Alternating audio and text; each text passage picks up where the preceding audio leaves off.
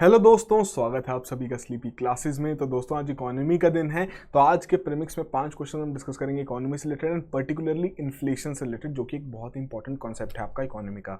शुरुआत करते हैं आज के प्रीमिक्स की पहले क्वेश्चन के साथ, जहां पर बात की जा रही है कि आपको कुछ स्टेटमेंट्स दी गई हैं, आपको बताने में से कोई एक स्टेटमेंट आपकी यहाँ पर इनकरेक्ट है। 3 स्टेटमेंट्स हैं और फोर्थ आपके लिए कहा जा रहा है कि नन ऑफ द अबव इनमें से कोई भी इनकरेक्ट नहीं है। पहली स्टेटमेंट देखते हैं, कह रहे हैं डिफ्लेशन के बारे में कि इसे कंसिडर किया जाता है as a good for economy, कि ये आपके बेसिकली जो कंज्यूमर्स रहते हैं उसके लिए कंफर्ट लेके आता है। सेकंड में कह रहे हैं जब आपका प्राइस किसी भी एक गुड का चढ़ जाता है, ऊपर राइज कर जाता है, तो उसे इन्फ्लेशन कंसिडर नहीं किया जाता। थर्ड में कह रहे हैं जो आपका प्राइस इंडेक्स है वो एग्जैक्ट प्राइस राइज या फॉल किसी भी एक पर्टिकुलर गुड के बारे में नहीं शो करता। तो ये आपकी 3 स्टेटमेंट्स हैं। यहाँ फिर कह रहे हैं कि डी ऑप्शन है कि इनमें से कोई भी आपकी स्टेटमेंट इनकरेक्ट नहीं है। थोड़ा सोचिए, कंसेप्ट बेस्ड क्वेश्चन है आपके लिए। इन्फ्लेशन के बारे में अगर आपको पता है, बहुत ईजिली आप यहाँ पर सॉल्व कर सकते हैं इस क्वेश्चन को। तो करेक्ट ऑप्शन मार्क कीजिए, फिर डिस्कस करते हैं इस क्वेश्चन को। तो देखिए, इन्फ्लेशन का जो कॉन्सेप्ट है, बेसिक सी जो हमारी अंडरस्टैंडिंग रहती है वो क्या है कि कोई भी जो आपकी सर्विसेज या फिर गुड्स रहेंगी कि उनका प्राइस वहाँ पर बढ़ चुका है, तो उसे हम इन्फ्लेशन वहाँ पर कह देते हैं। तो उसी तरीके से जब आपके इस तरीके के प्राइसेस फॉल करेंगे तो वहाँ पर भी कुछ टर्म्स यूज़ की जाती हैं। 2 टर्म्स हैं बेसिकली, डिसइन्फ्लेशन और आपका डिफ्लेशन। तो दोनों में फ़र्क क्या है? डिफ्लेशन में क्या होगा कि एक तरीके से आपके सारे ही जितने भी गुड्स और सर्विसेज रहेंगे सबके प्राइस वहाँ पर गिर जाएंगे, इकोनॉमी स्लो डाउन भी हो सकती है वहाँ पर। तो ये आपके लिए इकोनॉमी, किसी भी नेशन की इकोनॉमी के लिए अच्छा नहीं माना जाता है। ठीक है जी। हालांकि जो आपका डिसइन्फ्लेशन है, अब वो क्या रहेगा कि बेसिकली जो आपका रेट ऑफ इन्फ्लेशन है, जिस तरीके से वो बढ़ता जा रहा है हर साल, अगर हम उसे कैलकुलेट करते हैं ईयर बाय ईयर, तो अगर जो रेट ऑफ इन्फ्लेशन है वो वहां पर कम हो रहा है तो उसे हम डिसइन्फ्लेशन कहते हैं कि आपका इन्फ्लेशन जो है वो पॉजिटिव में ही है, नेगेटिव में नहीं गया है। बट वहां पर जो रेट ऑफ इन्फ्लेशन है कि जिस तरीके से साल बाय साल आपकी इन्फ्लेशन बढ़ती जा रही है बट उस पर थोड़ी रोक लग गई है, तो वहां कहीं ना कहीं जो कंज्यूमर्स की बाइंग पावर है वो थोड़ी बहुत बढ़ जाती है और इसी वजह से उनको वहां पर कंफर्ट भी आता है इसकी वजह से। तो यहाँ पहली स्टेटमेंट ही आपकी इनकरेक्ट है, उसके अलावा बाकी दोनों स्टेटमेंट्स यहाँ पर करेक्ट हैं। ठीक है जी। तो ए ऑप्शन आपकी करेक्ट ऑप्शन है। डिस्कस कर लेते हैं थोड़ी बहुत चीज़ें इस क्वेश्चन से रिलेटेड कि पहली बात जो हमने बात की, 2 तरीके से आपके टर्म्स रखी जाती हैं, डिसइन्फ्लेशन और डिफ्लेशन, जहां पर आपका दिखाना हो कि कोई जनरल लेवल ऑफ प्राइसेस आपके फॉल किए हैं। दोनों के बीच में क्या फ़र्क है, बेसिक अंडरस्टैंडिंग आपको यहाँ पर हो गई है। उसके अलावा जो आपका रेट ऑफ इन्फ्लेशन है 2 बेसिस पर कैलकुलेट किया जाता है, एक आपका WPI पे और दूसरा आपका CPI पे। ठीक है जी। अब ये जो आपका प्राइस इंडेक्स रहता है क्या है, एक मेजर है आपके एवरेज लेवल ऑफ प्राइसेस का। तो इसमें पर्टिकुलरली किसी भी एक गुड के बारे में बात करें कि हाँ जी जो आपके चावल के दाम है वो बढ़े हैं घटे हैं, तो उसके बारे में एग्जैक्टली यहाँ से नहीं बताया जा सकता आपके प्राइस इंडेक्स से। ठीक है जी। तो किसी भी एक सिंगल गुड के बारे में यहाँ पर आपकी प्रेडिक्शन नहीं की जा सकती, आपका ये एवरेज लेवल ऑफ प्राइसेस को ही मेजर करता है। उसके अलावा किस तरीके से मेजर किया जाता है वो यहाँ पर आप देख सकते हैं। तो सिंपल चीजें थी जो आपसे इस क्वेश्चन में पूछी गई थी। आई होप आपने इस क्वेश्चन को करेक्टली मार्क किया हो। अगले क्वेश्चन की ओर बढ़ते हैं। तो यहाँ आपको कुछ स्टेटमेंट्स दी गई हैं, आपको बताना है इनमें से कौन कौन सी स्टेटमेंट्स आपके यहाँ पर करेक्ट हैं। 4 कोड्स प्रोवाइड किए गए हैं। पहले में कह रहे हैं बॉटलनेक इन्फ्लेशन के बारे में। ज़रूर आपने ये टर्म कहीं ना कहीं तो पढ़ी ही होगी कि कह रहे हैं कि कब होती है, जब आपकी जो सप्लाई है वो एकदम से ड्रास्टिकली फॉल कर जाएगी और डिमांड आपकी उसी लेवल पर रहेगी। सेकंड में कह रहे हैं जो आपकी शॉर्टफॉल आती है in the total spending of the government over the national income, उसकी वजह से वहां पर इन्फ्लेशनरी गैप्स क्रिएट हो जाते हैं इकोनॉमी में। और थर्ड में कह रहे हैं इन्फ्लेशन स्पाइरल के बारे में, एक सिचुएशन है जो कि डेलिबरेटली सरकार द्वारा लाई जाती है ताकि अनएम्प्लॉयमेंट कम की जा सके और जो डिमांड है उसे इंक्रीज किया जा सके by going for higher levels of economic growth. तो 3 स्टेटमेंट्स दी गई हैं, थोड़ा सोचिए इन तीनों के बारे में। करेक्ट स्टेटमेंट आपको यहाँ पर बतानी है, तो करेक्ट ऑप्शन मार्क कीजिए, वीडियो पॉज कीजिए, फिर डिस्कस करते हैं इस क्वेश्चन को। अब ये पहली स्टेटमेंट में जो बॉटलनेक इन्फ्लेशन के बारे में बात हो रही है, नाम से ही क्लियर हो रहा है कि एक तरीके से चोक पॉइंट वहां पर क्रिएट हो जाएगा कि आपकी सप्लाई वहां आगे तक नहीं पहुंच पा रही है, बट जो आगे आपके विजिटर्स हैं, जो डिमांड है वो काफ़ी ज़्यादा है। तो उसकी वजह से क्या होगा कि जितने भी यहाँ पर आपके जो गुड्स और सर्विसेज यहाँ पर प्रोड्यूस किए जा रहे हैं उनका प्राइस ग्रेजुअली यहाँ पर बढ़ जाएगा। ठीक है जी। तो एक तरीके से बॉटलनेक इन्फ्लेशन का नाम इसे दिया गया है। ठीक है जी। उसके अलावा और कौन कौन सी बातें हैं जो बाकी 2 स्टेटमेंट्स में लिखी गई हैं। सेकंड में कह रहे हैं जो आपका शॉर्टफॉल आएगा in the total spending of the government over the national income. आप थोड़ा ध्यान से देखिए कि जो सरकार खर्च कर रही है वो कम कर रही है और जो उनकी इनकम है वो ज्यादा है, तो बेसिकली उसकी वजह से इन्फ्लेशनरी गैप्स क्रिएट नहीं होंगे, उसकी वजह से आपके डिफ्लेशनरी गैप्स क्रिएट होंगे। इन्फ्लेशनरी गैप्स कब क्रिएट होंगे, जब सरकार स्पेंड ज्यादा कर रही है और जो उनका इनकम है, जो उनकी आय है वो उससे कम है। ठीक है जी। तो ये आपका थोड़ा सा इंपॉर्टेंट पॉइंट है। थर्ड में जो बात हुई है इन्फ्लेशन स्पाइरल के बारे में, तो बेसिकली ये जो कॉन्सेप्ट है इसका मतलब क्या रहता है, इन्फ्लेशन स्पाइरल का क्या मतलब रहेगा कि सपोज आपकी इन्फ्लेशन हुई, ठीक है जी, अब जो एम्प्लॉयज हैं वो अपने एम्प्लॉयज को कहेंगे कि जी देखिए भाई साहब इन्फ्लेशन बढ़ चुकी है, रोटी पानी अब अपना कंज्यूम करना ही है हमें, तो हमारे जो वेजेस हैं उन्हें भी बढ़ाया जाए, ठीक है जी। अब वेजेस बढ़ाए गए, साथ साथ इन्फ्लेशन और ज़्यादा बढ़ गई, तो ये जो आपकी एक विशेष साइकिल यहाँ पर क्रिएट हो जाती है, तो उससे इन्फ्लेशन स्पाइरल यहाँ पर कहा जाता है, ठीक है जी। तो ये आपकी थर्ड स्टेटमेंट भी यहाँ पर इनकरेक्ट है। तो पहली स्टेटमेंट आपकी करेक्ट हुई, तो उसी के आधार पर बी ऑप्शन यहाँ करेक्ट ऑप्शन है। तो वही चीजें आपकी यहाँ पर भी लिखी गई हैं बॉटलनेक इन्फ्लेशन के बारे में। उसके बाद आपके जो ये शॉर्टफॉल आता है in the total spending of the government, इसकी वजह से आपके डिफ्लेशनरी गैप्स वहां पर क्रिएट होते हैं। उसके अलावा क्या है, जो कॉन्सेप्ट थर्ड स्टेटमेंट में बात की गई थी कि सरकार द्वारा ये आपकी सिचुएशन डेलिबरेटली इंट्रोड्यूस की जाती है ताकि अनएम्प्लॉयमेंट कम की जा सके और जो आपकी डिमांड है उसे इंक्रीज किया जा सके, तो इस कॉन्सेप्ट को कहा जाता है रिफ्लेशन, ठीक है जी। तो ये इंपॉर्टेंट चीज़ें हैं इन्फ्लेशन से रिलेटेड, इस तरीके जितने भी कॉन्सेप्ट्स हैं जो आपकी Ramesh Singh standard text book है इकोनॉमी पढ़ने के लिए, इंडियन इकोनॉमी के लिए, तो वहाँ पर सभी चीज़ें आपकी बिल्कुल टू द पॉइंट समझाई गई हैं। आई होप आपने इस क्वेश्चन को करेक्टली मार्क किया हो। अगले क्वेश्चन की ओर बढ़ते हैं। थर्ड क्वेश्चन काफी लंबा क्वेश्चन है, पढ़ लेते हैं। कह रहे हैं कि इंडिया ने कमेंस की थी इन्फ्लेशन टारगेटिंग फॉर्मली इन फरवरी 2015, जब एक एग्रीमेंट साइन किया गया था भारत सरकार और आरबीआई के बीच में। क्या था? Agreement on monetary policy framework. अब आपको उसी से रिलेटेड कुछ स्टेटमेंट्स यहाँ पर दी गई हैं, आपको बताना है इनमें से कौन कौन सी स्टेटमेंट्स आपकी यहाँ पर करेक्ट हैं। 4 कोड्स आपको यहाँ पर प्रोवाइड किए गए हैं। पहले में कह रहे हैं इन्फ्लेशन टारगेटिंग के बारे में एक स्ट्रैटेजी है जिसके चलते आपकी इन्फ्लेशन रेट स्पेसिफाई की जाती है कि इन्फ्लेशन रेट स्पेसिफाई कर दी गई, गोल सेट कर दिया गया और उसके आधार पर आपकी मॉनेटरी पॉलिसी वहां एडजस्ट की जाती है ताकि उस रेट को वहां पर अचीव किया जा सके। सेकंड में कह रहे हैं एज पर द एग्रीमेंट हर 6 महीने आरबीआई को पब्लिश करना है एक डॉक्यूमेंट जो कि एक्सप्लेन करेगा source of inflation.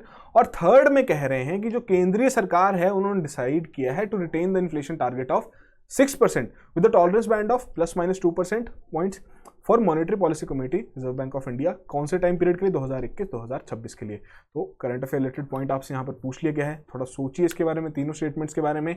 Correct option यहाँ पर मार्क कीजिए, वीडियो पॉज कीजिए, फिर हम डिस्कस करते हैं इस क्वेश्चन को। तो देखिए ये जो इन्फ्लेशन टारगेटिंग के बारे में बात की जा रही है पहली स्टेटमेंट में, बिल्कुल करेक्टली यहाँ पर बताया गया है कि क्या करती है जो आपका सेंट्रल बैंक रहेगा उनके पास ये दारोमदार रख दिया जाता है कि देखिए भाई साहब आपको यहाँ पर एक इन्फ्लेशन रेट सेट करना है जिसके आधार पर जितनी भी हमारी मॉनेटरी पॉलिसीज रहेंगी वो एडजस्ट की जाएंगी ताकि वो रेट वहां पर हम अचीव कर सकें। तो वही चीज आपकी आरबीआई यहाँ पर करती है जो कि 2015 के एग्रीमेंट के आधार पर उन्होंने शुरू किया था फॉर्मली, ठीक है जी।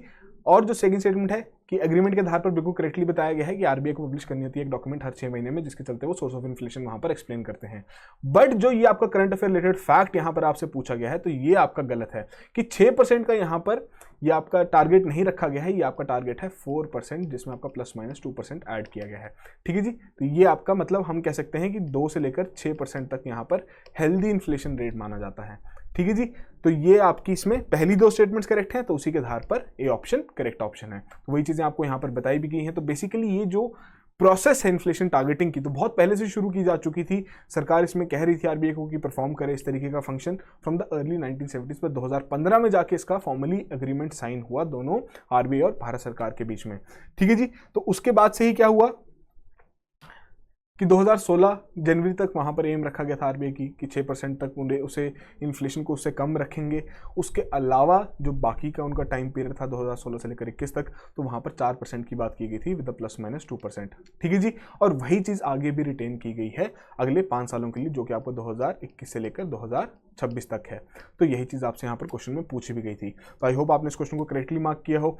अगले क्वेश्चन की ओर बढ़ते हैं। तो फोर्थ क्वेश्चन में आपको कुछ यहाँ स्टेटमेंट्स दी गई हैं, आपको बताना है इनमें से कौन कौन से आपके इफेक्ट्स रहेंगे इन्फ्लेशन के किसी भी इकोनॉमी में।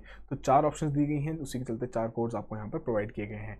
पहले में देखते हैं इन्वेस्टमेंट के लिए कह रहे हैं किसी भी इकोनॉमी में आपकी बूस्ट करती है जब आपकी इन्फ्लेशन बढ़ती है शॉर्ट टर्म में, ठीक है जी। सेकंड में कह रहे हैं लेंडर्स आपके सफ़र करते हैं, बोरोर्स आपके बेनिफिट होते हैं इन्फ्लेशन की वजह से। थर्ड में कह रहे हैं जो कंजम्पशन है बेसिकली जो कंजम्पशन एक्सपेंडिचर है वो आपका फॉल कर जाता है with the rise in inflation. Fourth में कह रहे हैं जो आपका एक्सपोर्ट सेगमेंट है किसी भी इकोनॉमी का वो बेनिफिट होता है ड्यू टू इन्फ्लेशन।